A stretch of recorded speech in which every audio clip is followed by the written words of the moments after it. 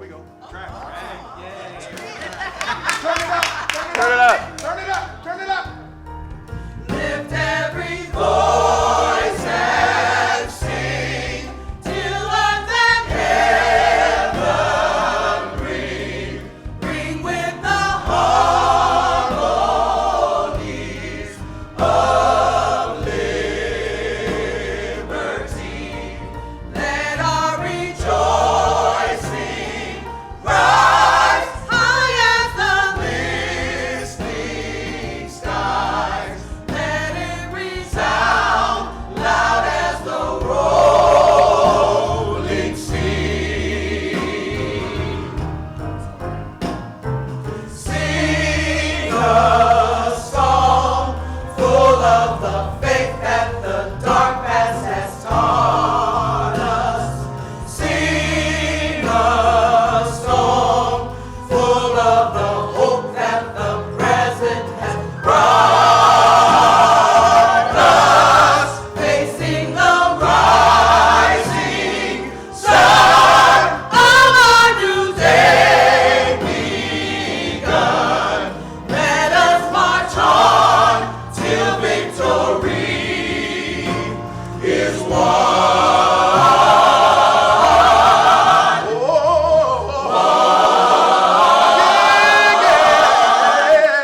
Yes.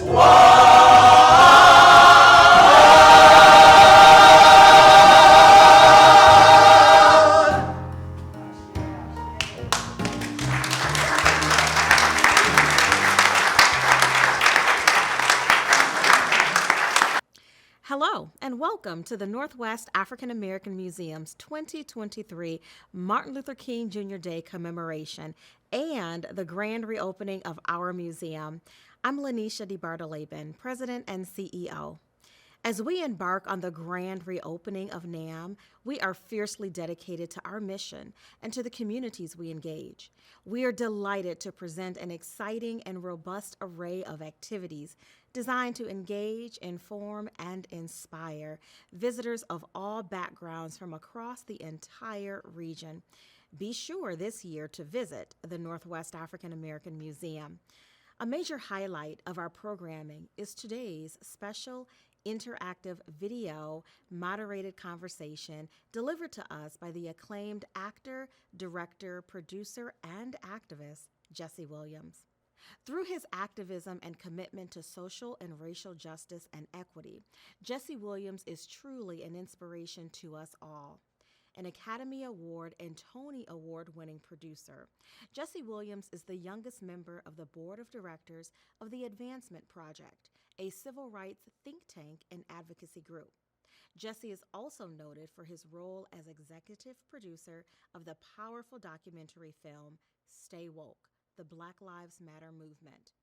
He is the executive producer of Question Bridge, Black Males, a multifaceted media project, art exhibition, student and teacher curriculum, and website, all focused on the Black male identity and the diversity within this demographic.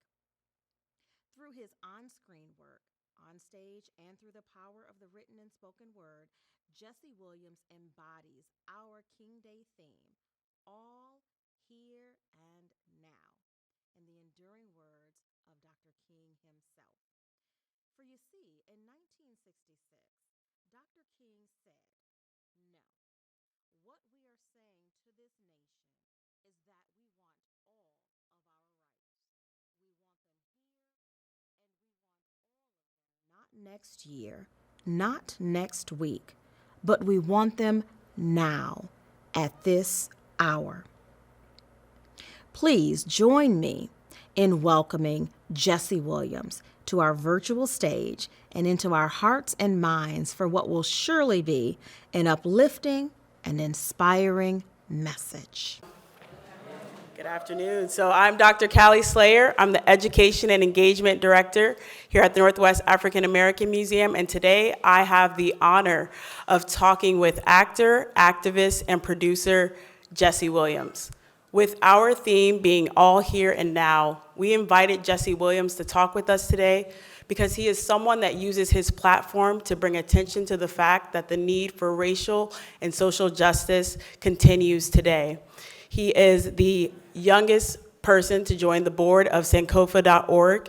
He executive produced the Stay Woke, Black Lives Matter movement documentary in 2016, and he also served as a correspondent and senior producer for America Divided. And so today, I would like to go ahead and give a warm NAAM welcome to Mr. Jesse Williams.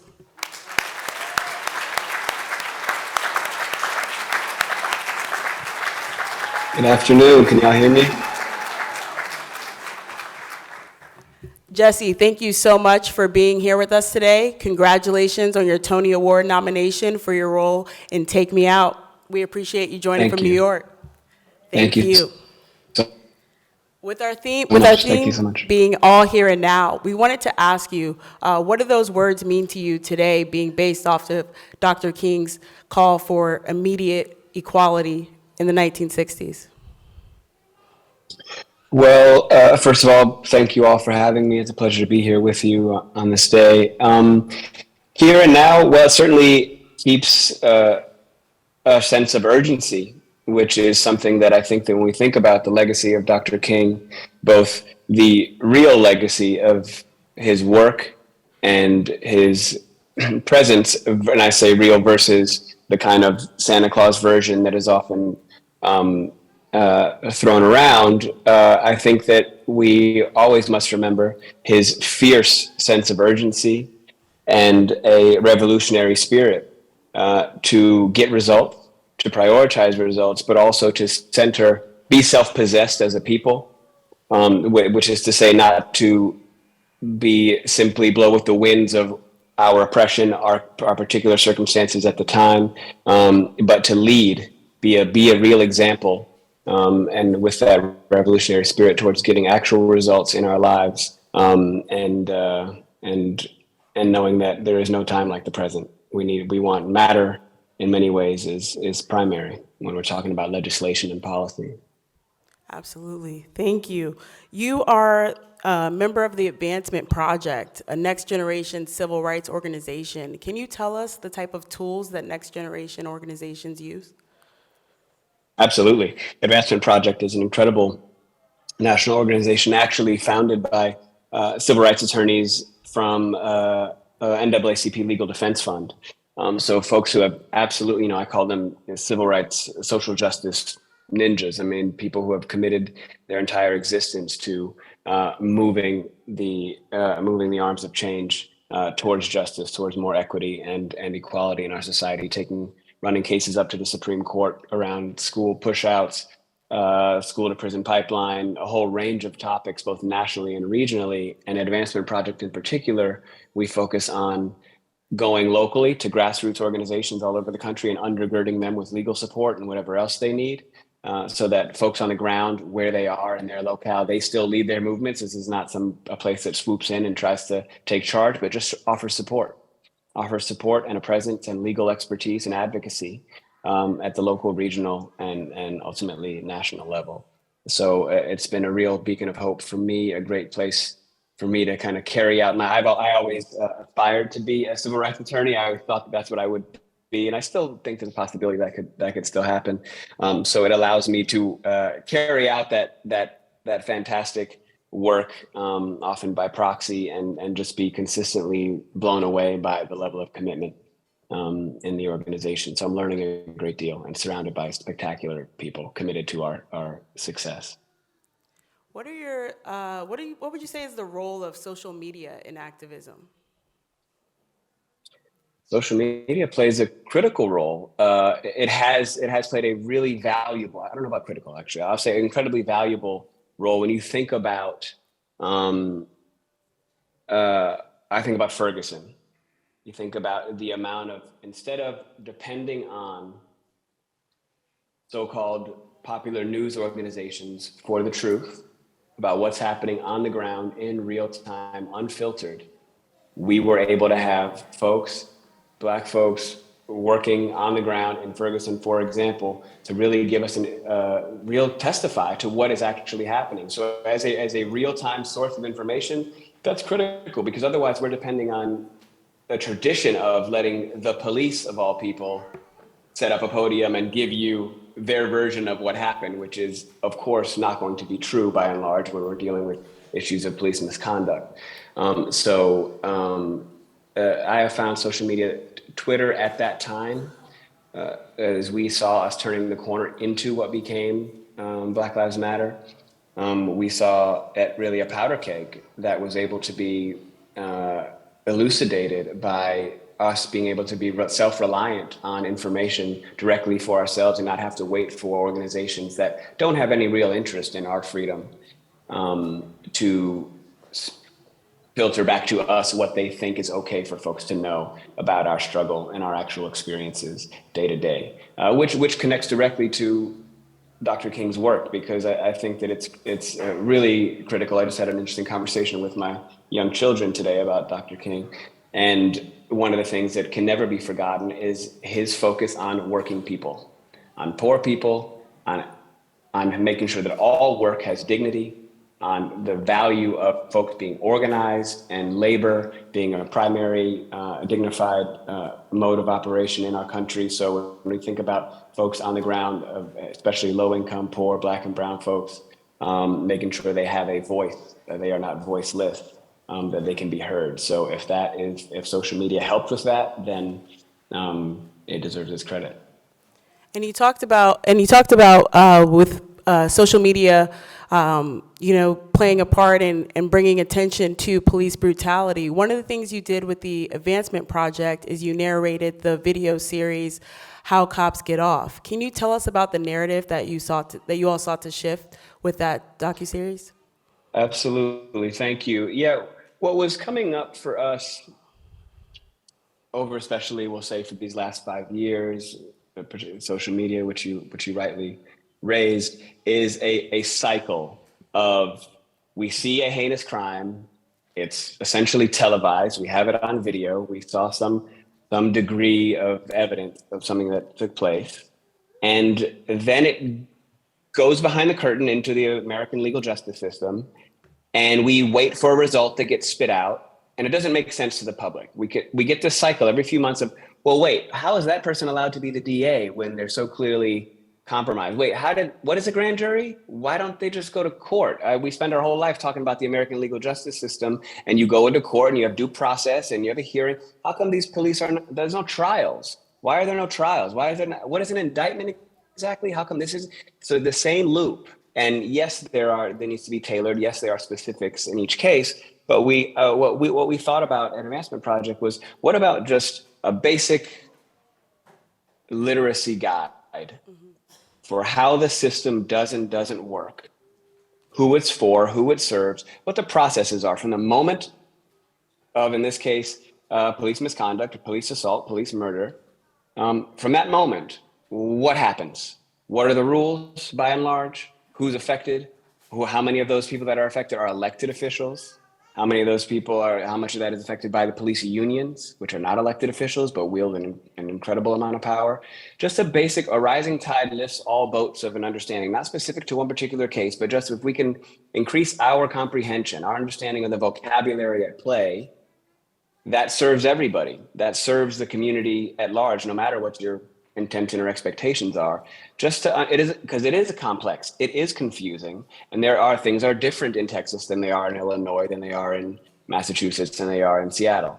So we just thought it would be a nice part of a larger look towards creating study guides, creating some, just so that we can we're not getting that information in school, and so we want to be able to use technology to share information, save lives, and help us be literate and understand what's happening, so we know how to position ourselves to be of service to our community.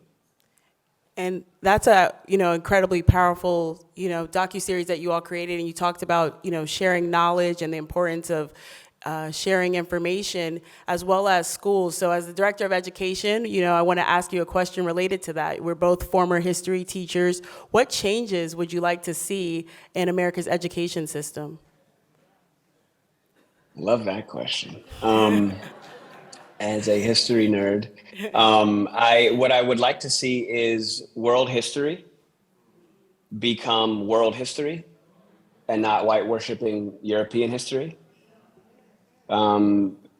We teach a sense of the history of this planet and civilization globally and nationally in the upside down, as if civilization started in white Europe, as if, not to get into too much detail, but as if things started in Greece and Rome when they actually had to study in Africa.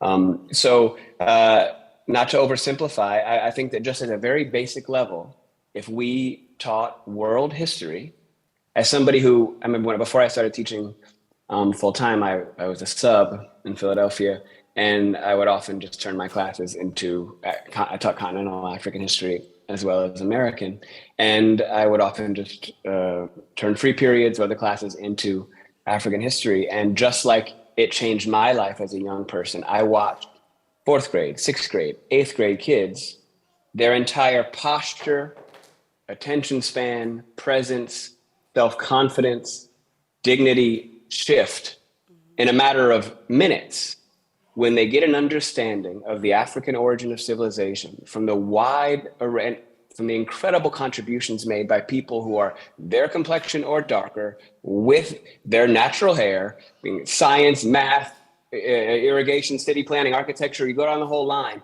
people that look like them, they give it a sense of belonging, a sense of heritage, which speaking about museums, a sense of heritage and personhood and legacy. These are all things that fill up the cup of young people, of all of us really. Feel like we belong. There's a set of expectations. We are part of a ladder of tradition. People have put themselves and sacrificed and accomplished in order to put us in a position to be here today. And that is a beautiful feeling, both to receive and to give and to share. And that serves not only Africans and African Americans, that serves the world as a whole, that serves this entire country, because there is a direct connection to society conditioning, selling, marketing the idea that Black people somehow came from the mud and their history did not begin until white people touched them. That is directly connected to how easy it is to kill us and to disenfranchise us and to redline us and to poison us, etc. There's a sense of value, there's a sense of potential in the Black spirit and body, which is the absolute opposite of both the truth and what is fruitful. I think that we will find ourselves greatly freed up and liberated when we are all understanding a real basic sense of history, and that's at all ages. So there's an answer. I'm sure I have others. Thank you. Thank you. You were talking about museums and we're talking about education, and it made me think about Question Bridge Black Males, the transmedia art installation that you executive produced at the Smithsonian National Museum of African American History and Culture. What role do you see as museums, art, and exhibits in activism? Such a beautiful and central role. I mean, museums, they honor and establish and cement our legacy. They are a record for us. And particularly as people whose accomplishments have been systemically erased and reversed and remixed by way of policy, not just trends and culture and profit, it's absolutely critical that we lead and not wait for acknowledgement, that we decide what we value, we write it down, we archive it, we value and support those who archive and interpret and offer analysis and scholarship to the incredible work that's being done at any period of time, that we center the truth and beauty in our cultures, and that we create spaces where we are celebrated and not merely tolerated. This is a central element to a functional and growing civilization. This is not, museums cannot be treated like art in public schools, the last place to get money and to get the first place to get their budgets cut, right? Museums are a classroom. They are a living, breathing centerpiece to both our past, our present, and most definitely our future. Thank you for that. I wanted to talk about related to documenting things and that importance, right, of preserving our culture. You executive produced "Stay Woke: The Black Lives Matter Movement" in 2016 when it was released. How has the Black Lives Matter movement? How has that story changed since the documentary?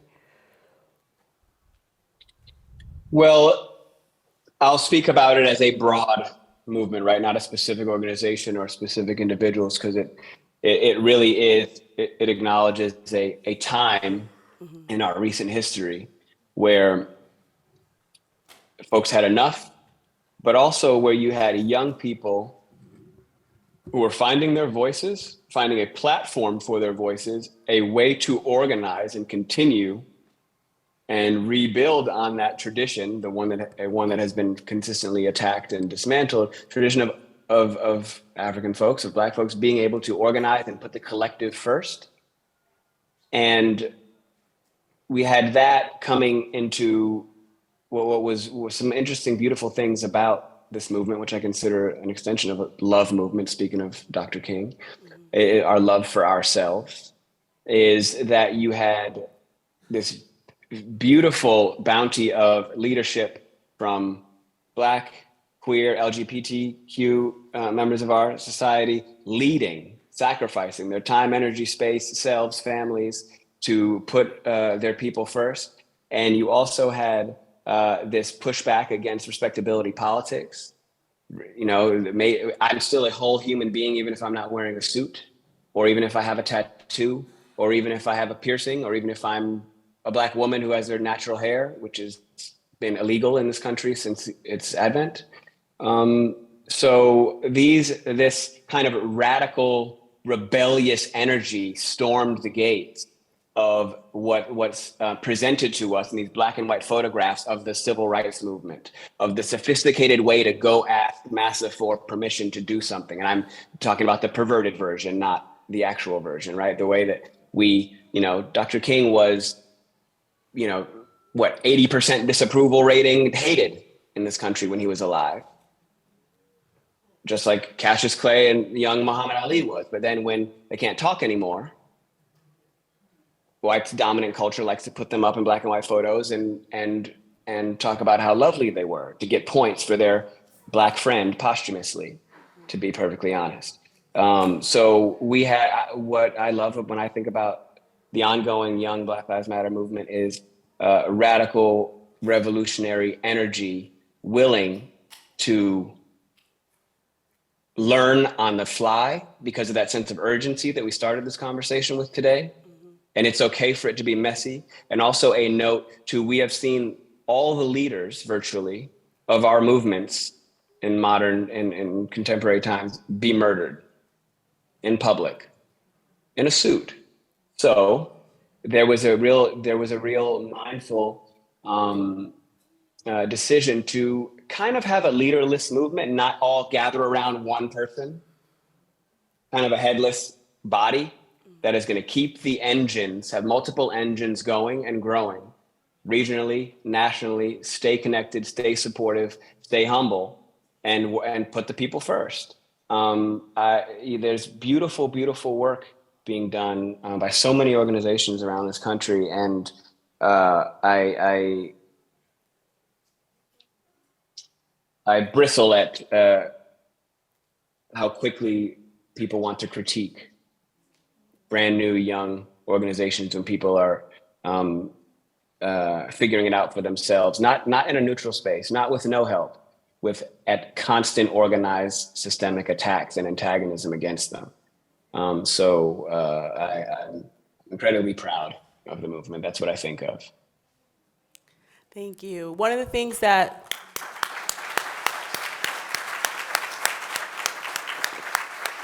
This muted clapping is it's funny to watch. Thank you. Well, it's loud. It's here. One of the things that you do so well is you bring light to hypocrisy in American society. One of the things you especially bring light to is hypocrisy with relate to violence, and you talked about that in your 2016 BET Humanitarian Award acceptance speech. Where did your call to activism come from, and what would you say to people that want to get involved right now? Well, thank you. My call to activism, there's no mystery in it for me. It came directly from my parents. I grew up with activist parents. My parents were labor organizers um, in Chicago, organizing in factories. I had meetings in my homes and all surrounding their peers.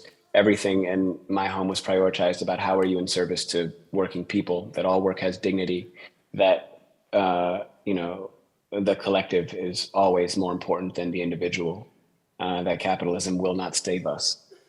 And that was my house growing up. So I take no credit for that. That was the measure. That was the meritocracy that I grew up under. That those were the questions that were asked of me. If there were individual celebrations, there's also, okay, and how are we in service to the rest of us? So it might have been a little frustrating as a kid, to be honest, but it certainly shed a light on a value system and a sense of perspective, and keeping yourself available to zoom out and not only care and observe, but serve folks around you. So that's just simply always been my measure, both as a witness and as a student and as an organizer and as an activist, and just as a student, which is all I consider myself to be. To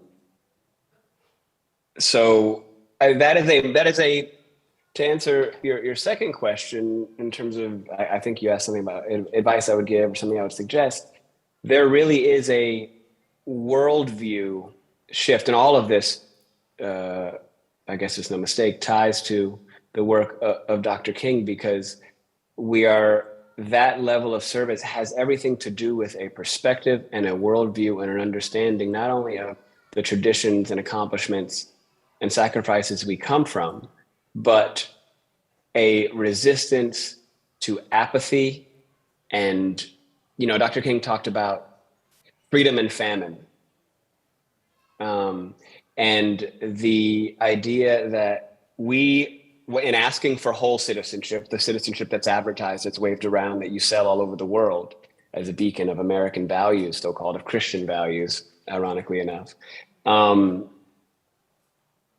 that in thinking about our value system, if we have an understanding that serving other people, and also understanding that, I'm pausing for a second because I think about my tussles with, at some point in your teen years, everybody gets asked, Malcolm or Martin, right? As if they're these two dichotomous pillars. It's kind of like hip hop. Somebody's got to battle somebody else necessarily.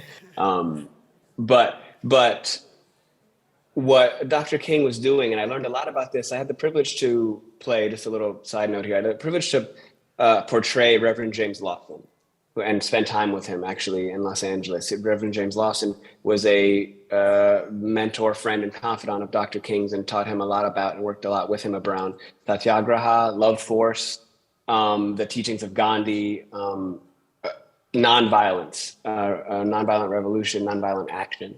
And one of his biggest critiques against Dr. King, particularly in the North and even in contemporary distance perspectives, is that idea of you taking your lumps and not fighting back. And one of the beautiful things that I came to glean from that in my studies, and I think just emotional maturation, is not letting others dictate to you who you are. Decide who you are first, what you stand for, and that leads you. If you I remember when I was young, we used to fight a lot. I grew up in Chicago in the 80s and used to fight all the time. And one of the measures my dad would ask me when I would get into a fight, aside from did I win, was what'd you fight for? Like, did you fight for your brother? Were you fighting for your mom? Were you fighting for something? Or you're just fighting a stranger for no reason? Like, what are you fighting for? And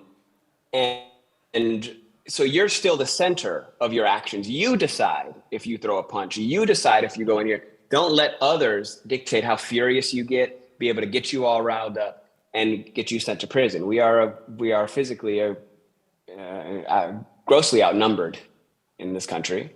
So he realized that violence wasn't going to actually get us anywhere. It might feel good, and it feels fair because it is, but it won't get us where we want to go. And he was thinking beyond his lifetime. And I don't remember at all what question I'm supposed to be answering now, but I'm going off on I don't know where I am. But You're giving advice to people that want to start getting involved in activism. You're giving great advice. Yeah. Well, I think it is. I guess what I'm coming to is the beacon. If you can always come home to, how does it serve working class folks? Especially in this time of hyper materialism in this culture. We are so numbed by iPhones and TikTok and all these gadgets and distractions that numb our souls, our brains, our time, that just eat our time, that it is very easy to be placated.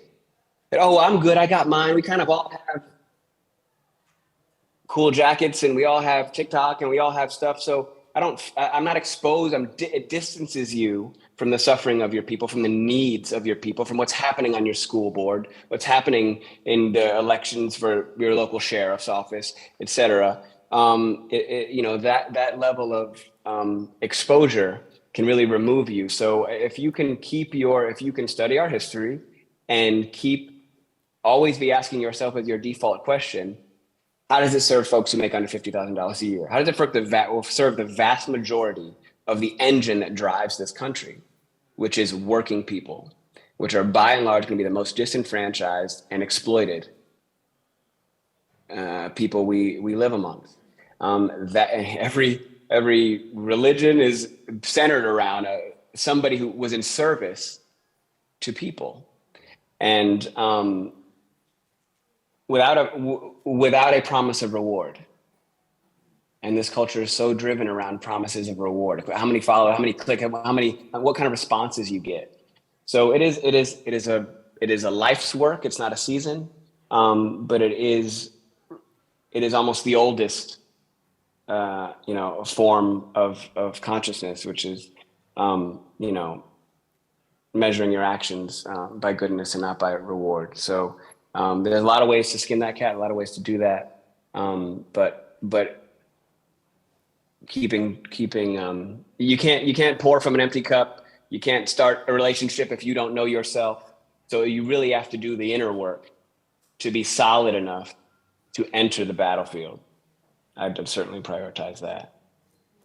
Wow.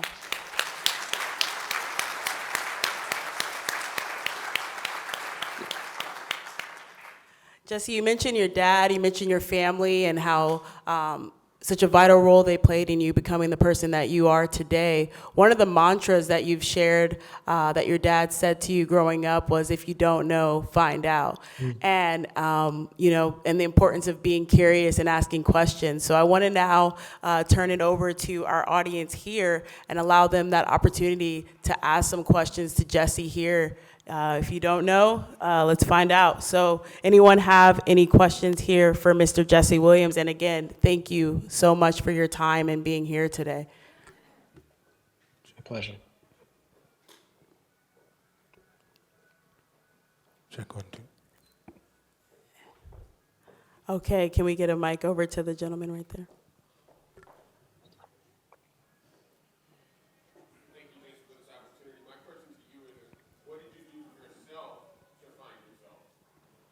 And that question he asked was, what did you do for yourself to find yourself?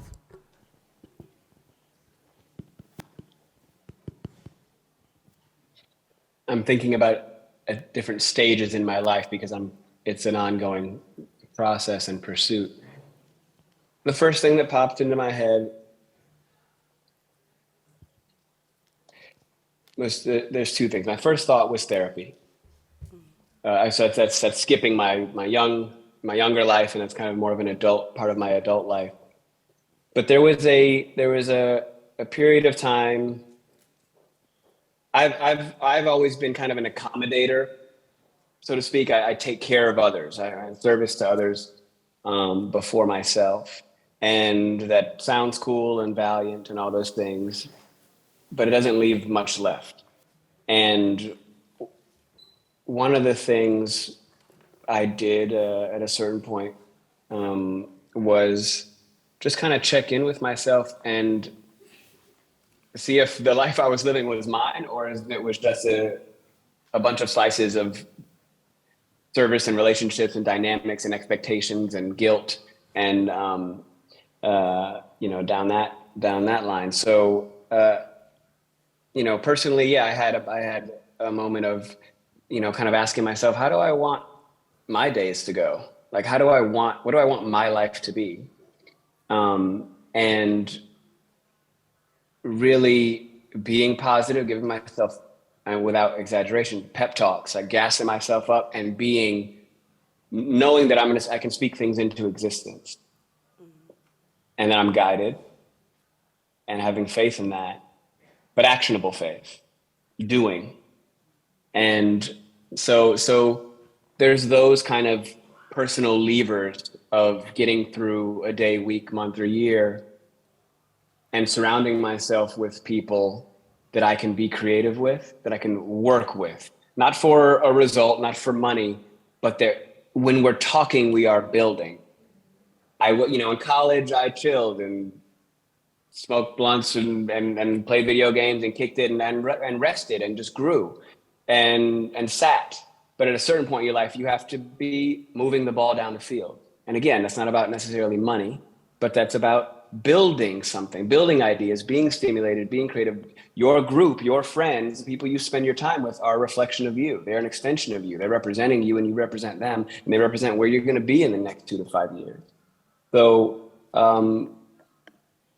fortifying your base and building on that, and particularly as men, I'll prioritize this answer higher than some of the previous ones. It was making a conscious decision to make my male relationships real. And I'll speak for my group, the bubbles I grew up in.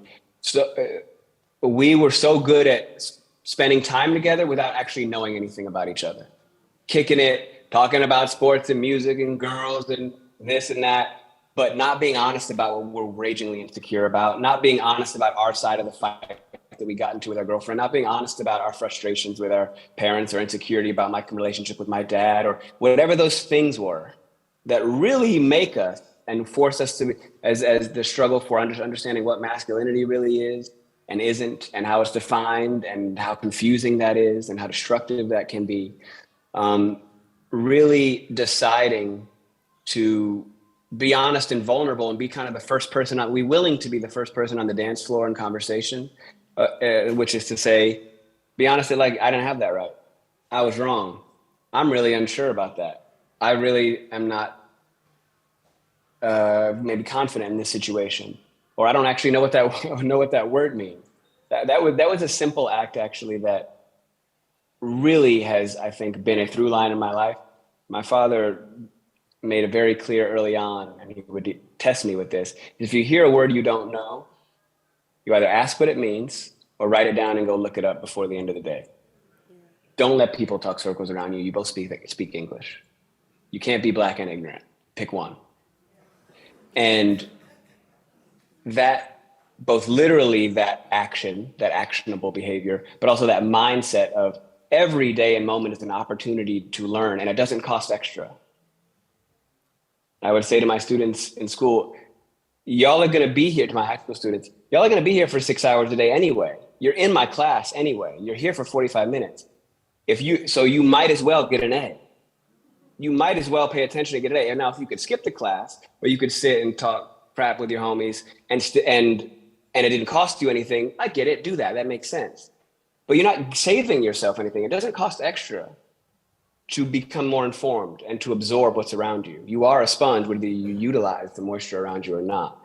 So these are all little mindsets. I don't know if this answers this question, but this is what comes to mind just honestly in real time. these are all little personal mindsets that helped awaken me and allow me to be available for growth spurts. Thank you. We have a question in the front row.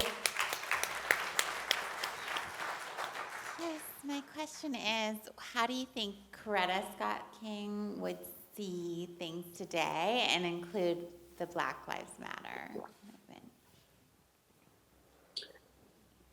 That's a question I both appreciate and don't feel qualified to answer, as I don't know anything in particular about her mindset or outlook, needs or wants, to be able to speak for her.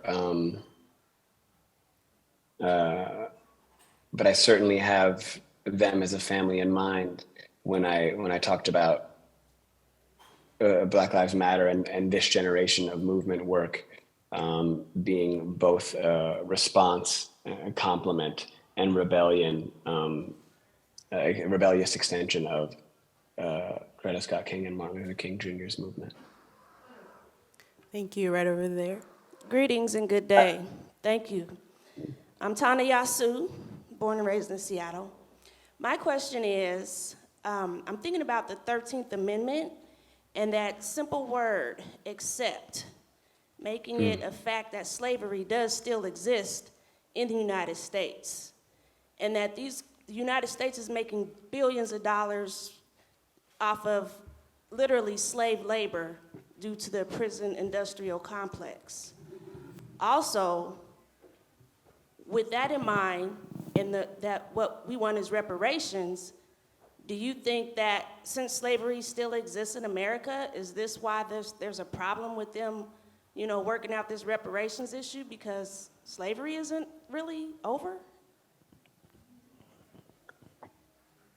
Interesting. They're all connected. They're all extensions. They're all fingers on the same hand of the white supremacist delusion and exertion of power. The interesting thing about whether they're not the only two fighters in the room, I would say. There's so many other things additionally at play.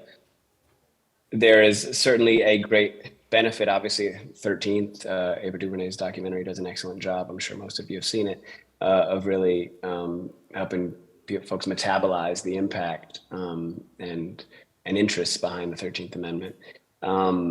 I think also of the conversation around reparations is again an extension of everything that has to do with freedom and justice for Black people, specifically Black people, not people of color. African folks in this country are on an island in many ways, and reparation is another good example of that, because this country believes in reparations. We've done reparations at every other major point, eventually, in great acts of oppression. Not complete reparational gestures for Japanese or indigenous folks in this country, or contributions to the state of Israel. So we believe in reparation. I'll use the royal we, as it were. They believe in reparation, just not for you. There's anti-Blackness is the policy here. We can keep trying to enter the house from different rooms. It's still the same house. Their view, we were brought here to serve and shut up. And though laws and time have forced different changes legislatively, the spirit is still that we should serve and shut up and dribble and perform and entertain and drive culture and create the largest, make America cool and create the largest gross domestic product that America has, which is Blackness. So I think that we're served from not trying to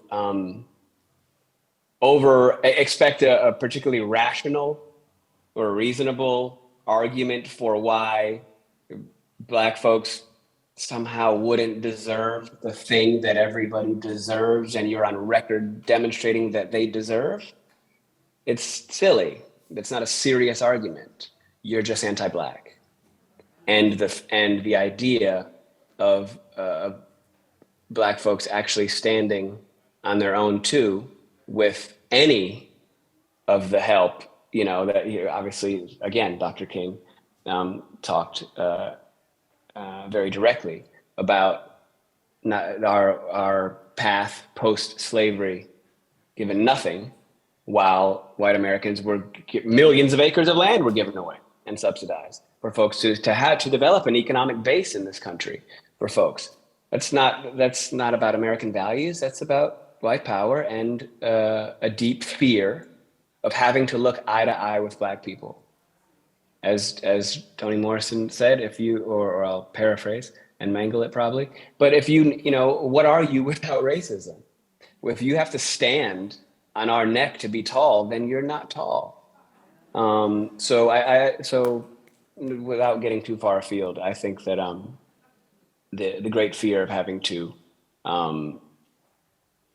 stand on an even playing field with Africans in this country is as plain as day, and we are not going to. No culture or people gets any respect on paper or spiritually that they don't demand, and we have to continue to figure out ways to harness the power that we already have to get results and be organized and cohesive and stay together and not being easily divided, not fall into tribalism of sorts, the kind that hurts us, to be able to be a block when it will get us access to clean air and water, both literally and figuratively, the ability to enjoy the fruits of our labor, because God knows we've labored.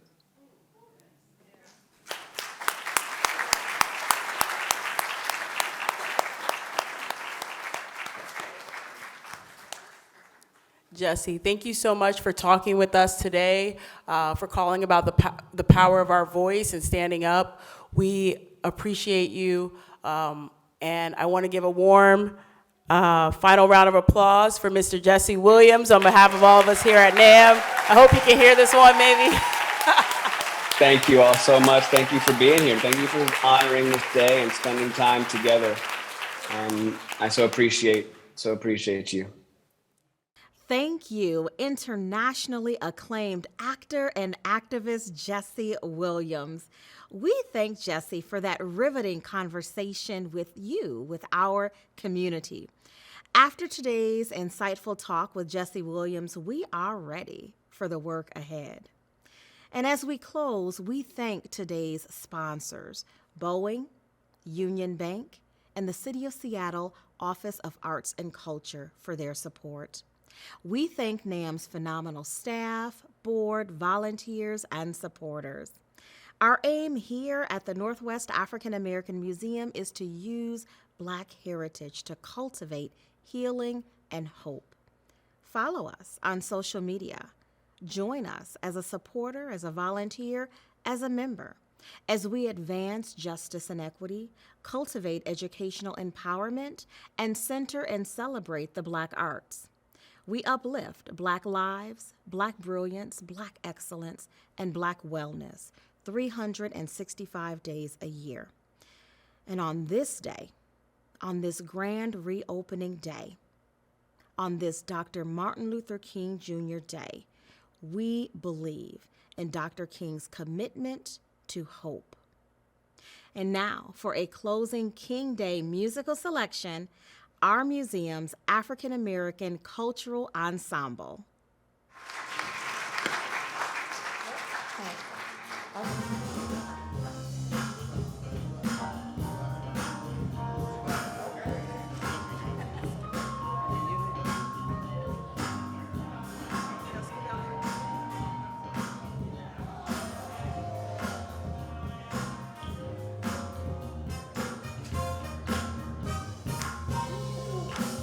Ain't gonna let nobody turn me around, turn me around.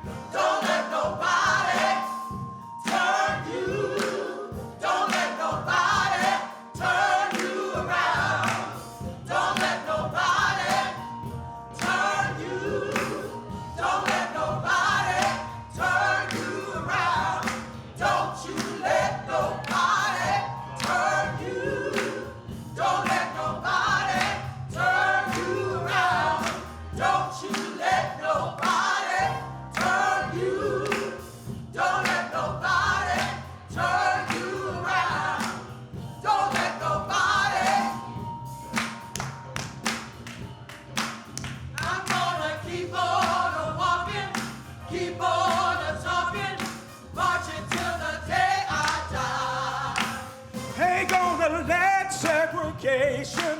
Turn me around, turn me around, turn me around. Ain't gonna let segregation turn me around. I'm gonna keep on walking, keep on talking.